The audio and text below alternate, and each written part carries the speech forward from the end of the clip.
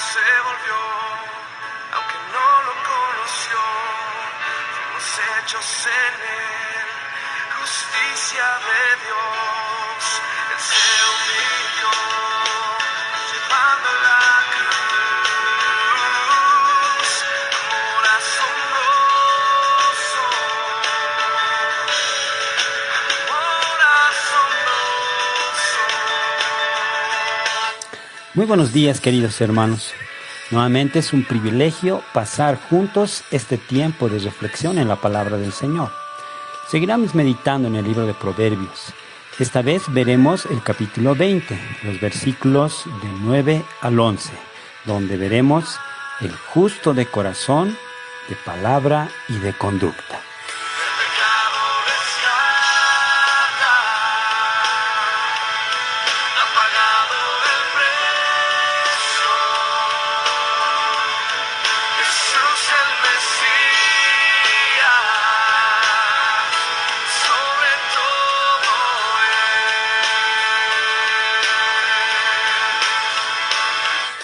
Aunque esta porción de Proverbios es para aquellas personas que son los responsables de hacer justicia de manera sabia y honesta, trataremos de aplicarlas a nuestro diario vivir.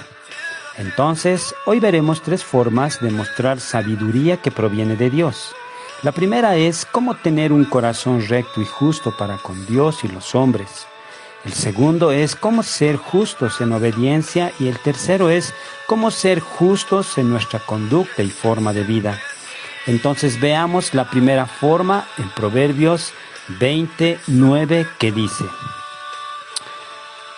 el justo de corazón. ¿Quién podrá decir, yo he limpiado mi corazón, limpio estoy de mi pecado? Para seguir, quiero hacer 2 aclaraciones sobre el tema de la justicia.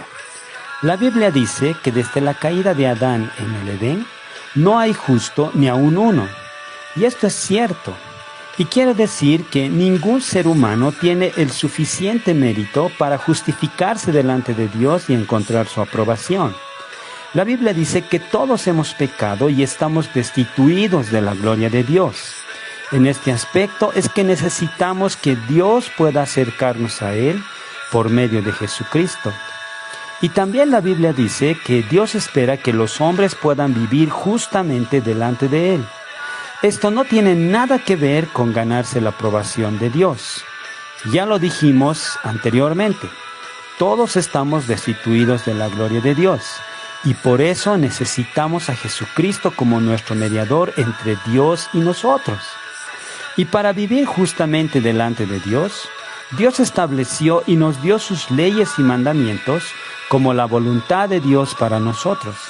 Él quiere que podamos amarle con todo nuestro corazón, alma, mente y fuerzas, y a nuestro prójimo como a uno mismo.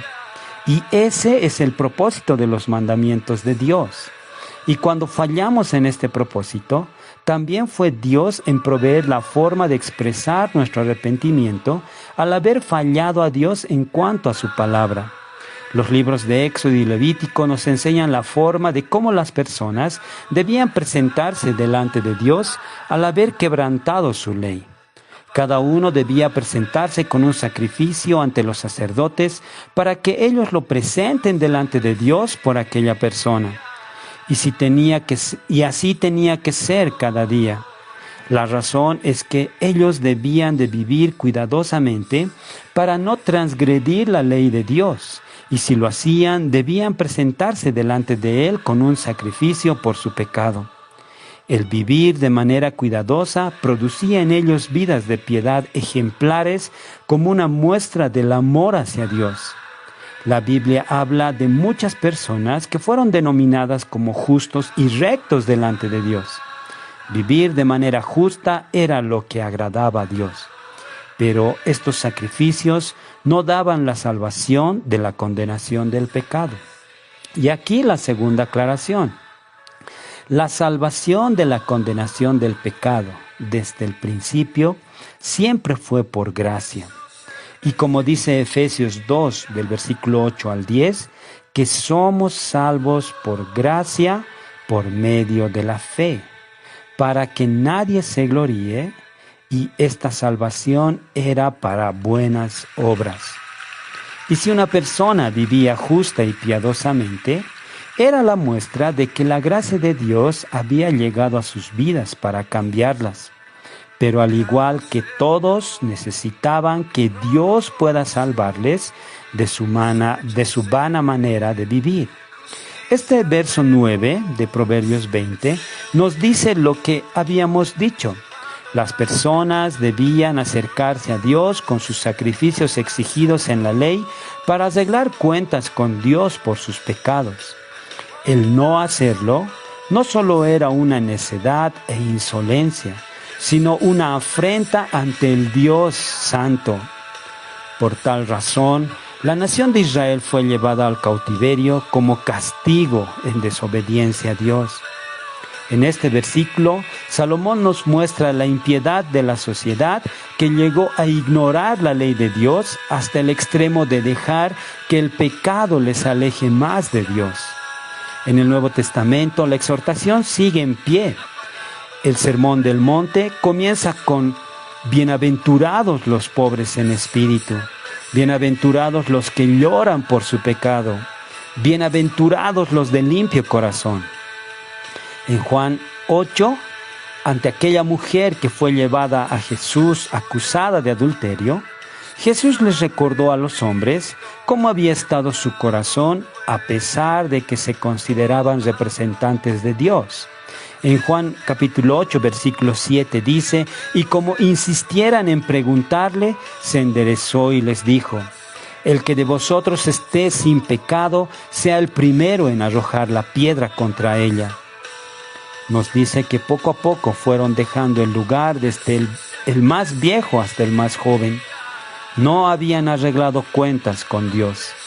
Por eso rechazaron al Señor y le mataron. Pero 3 días después Él resucitó venciendo la muerte. Entonces, si conocemos cómo debemos acercarnos a arreglar cuentas pendientes con Dios, hoy podemos hacerlo mediante Jesucristo. Él es nuestro sacrificio, nuestro Cordero que puede justificarnos delante de Dios.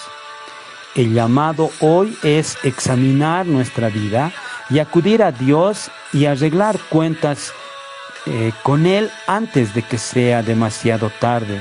Si no lo hacemos, demostraremos que la necedad mora en nuestros corazones. La segunda forma que veremos es sobre el justo en su obediencia. Proverbios 20, versículo 10 dice, pesa falsa y medida falsa, ambas cosas son abominación a Jehová. Como ya vimos antes en el capítulo 11, el versículo 1 de Proverbios, casi la misma exhortación que decíamos en este versículo 10 del capítulo 20. Proverbios 11:1 decía, el peso falso es abominación a Jehová, mas la pesa cabal le agrada. También ya vimos esto en Proverbios 16:11 que dice, peso y balanzas justas son de Jehová, obras suyas son todas las pesas de la bolsa. Ahora, esta enseñanza no es algo nueva, sino que fue el Señor mismo quien la instituyó en la ley que dio a Israel. En Levítico 19, 35 y 36 dice, no hagáis injusticia en juicio, en medida de tierra, en peso ni en otra medida. Balanzas justas, pesas justas y medidas justas tendréis. Yo Jehová vuestro Dios, que os saqué de la tierra de Egipto. También se nos dice lo mismo en Deuteronomio 25, versículos 13 al 16, que dice, no tendrás en tu bolsa pesa grande y pesa chica, ni tendrás en tu casa efa grande y efa pequeño. Pesa exacta y justa tendrás, efa cabal y justo tendrás, para que tus días sean prolongados sobre la tierra que Jehová tu Dios te da. Porque abominación es a Jehová tu Dios cualquiera que hace esto y cualquiera que hace injusticia. Pero Israel decidió violar la ley de Dios, como muchos de nosotros, y mostraban en su forma de vida lo que Dios abominaba.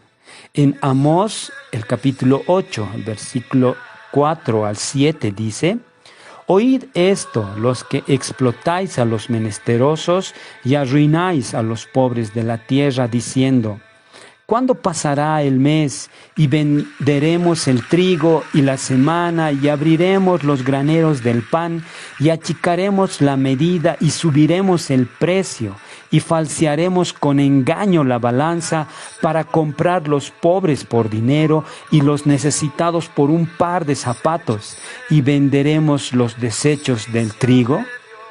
Jehová juró por la gloria de Jacob: no me olvidaré jamás de todas sus obras.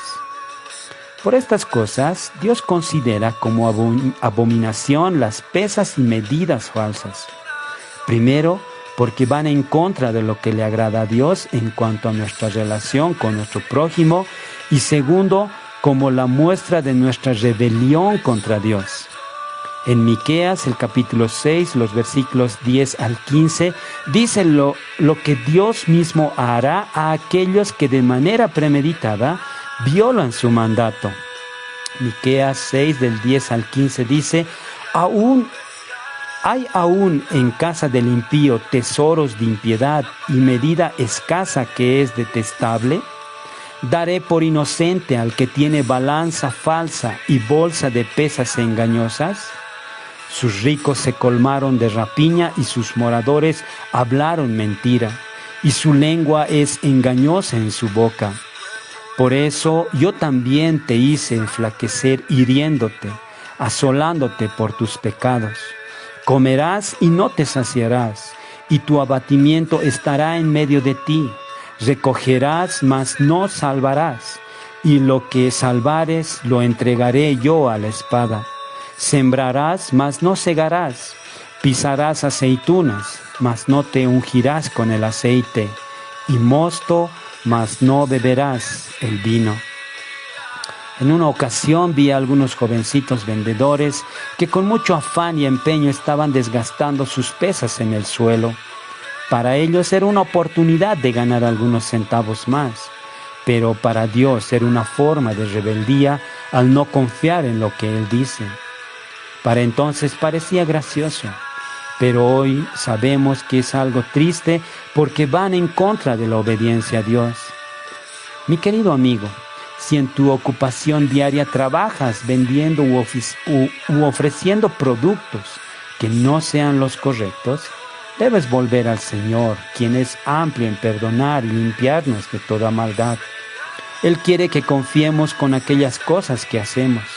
Él quiere que seamos honestos, humildes y sabios.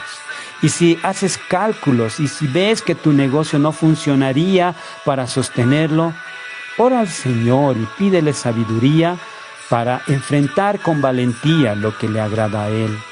Y no solo es para los que trabajan con pesas y medidas, sino que Dios quiere que seamos justos en toda nuestra manera de vivir.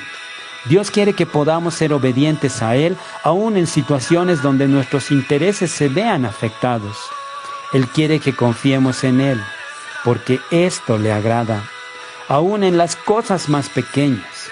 Caso contrario, una vez más demostraremos que somos necios. Se volverá a tocar sobre el tema cuando veamos el versículo 23 en este mismo capítulo. Entonces, prosigamos con el último. Veamos el justo en su conducta. Proverbios 20:11 dice: aún el muchacho es conocido por sus hechos, si su conducta fuere limpia y recta. ¿Quién no quiere tener a un hijo como este jovencito que sirve de ejemplo para Salomón? Pero lo que no entendemos es que los hijos son el reflejo de sus padres. Al forjar vidas limpias y rectas, requieren negación de uno mismo y mucha sabiduría. Y como dijimos casi al principio, Dios quiere que vivamos vidas rectas, limpias, piadosas y ejemplares. Qué fácil es exigir a los jóvenes que se esfuercen por ser educados y que nosotros no lo seamos. Jesús nos dijo a todos que seamos sal y luz del mundo. Nuestra conducta revelará lo que realmente hay en el corazón. Las conductas limpias y rectas son del agrado del Señor. Muchos ven Proverbios como una forma de vida saludable y apropiada para ser mejores personas. Si cumples con muchos de los consejos de Proverbios, tal vez te consideres sabio y si no, necio. Pero Proverbios se escribió no como un consejo simple para seguir, sino como una forma de mostrar a los demás lo que el Señor hace en la vida de aquellos que recibieron la gracia de Dios en sus vidas. Lo que le da sentido al libro de Proverbios y a toda la Biblia es la persona de Jesucristo.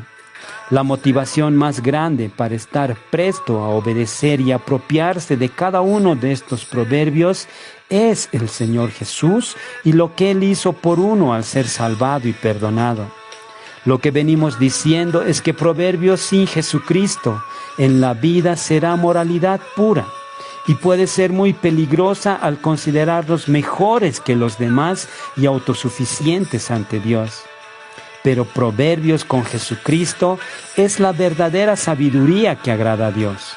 Por tal razón es que el libro de Proverbios comienza con la clave de este libro. El principio de la sabiduría es el temor del Señor. Y este temor solo puede venir de corazones agradecidos a Dios por su gracia y salvación.